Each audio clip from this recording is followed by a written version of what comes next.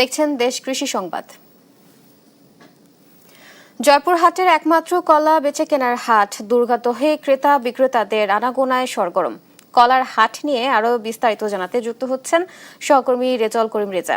রেজা, হাটে কলার দাম কেমন দেখছেন আর ক্রেতা বিক্রেতারা কি বলছেন জানাবেন। ধন্যবাদ বুবলি। আমি এখন দাঁড়িয়ে আছি জয়পুরহাটের এটা সদর উপজেলার দুর্গাদহ বাজারে। একটা বিষয় জানিয়ে রাখি যে জয়পুরহাটের কিন্তু এটা একমাত্রই কলার হাট। তবে একটা খারাপ খবর হচ্ছে যে এই ঈদের পরবর্তী সময়ে কিন্তু হাটটি কিন্তু সেই পুরোপুরিভাবে, অর্থাৎ এই হাটটি চলে হচ্ছে যে বাংলাদেশের বিভিন্ন অঞ্চল থেকে যে পাইকাররা আসেন এখানে ট্রাকে করে। প্রত্যেক দিন 30 থেকে 40 ট্রাক কলা এখানে কিন্তু নিয়ে এখানে সারা দেশে সরবরাহ হয়।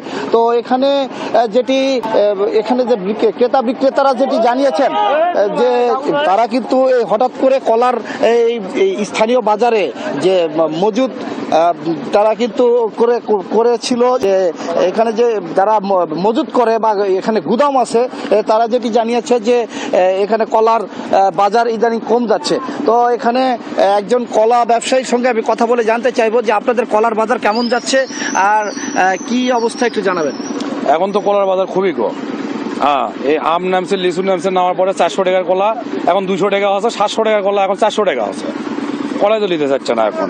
আম লিচু না দেওয়া পর্যন্ত কলার দাম আর উঠবে না। আর বিশেষ করে এখানে তো হাটের জায়গাই নেই।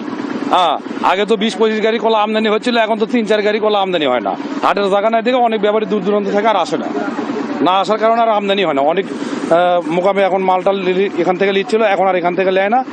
পার্শ্ববর্তী আপনার ঝিনাইদহ মোকাম আছে, মধুপুর মোকাম আছে, তারপরে আপনার হলে বগুড়া মোকাম আছে, রংপুর মোকাম আছে, ওগুলো থেকে নেয়। এখানে আর ব্যাপারী দূর ব্যাপারে আর আসে না বিশেষ করে।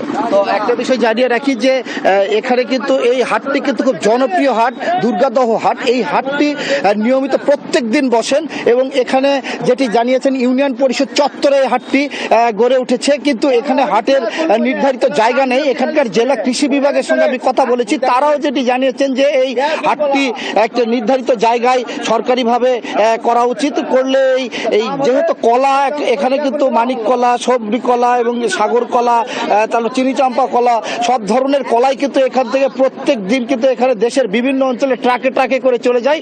কিন্তু এই ঈদের পর থেকে কিন্তু এখানে ব্যাপারীরা কম এসেছে এবং এই ব্যাপারীরা কম আসার কারণে কিন্তু কলার দাম কিন্তু কম যাচ্ছে। অর্থাৎ এখন 200 টাকা থেকে 300 টাকা 400 টাকা পর্যন্ত এখানে কলার যাচ্ছে।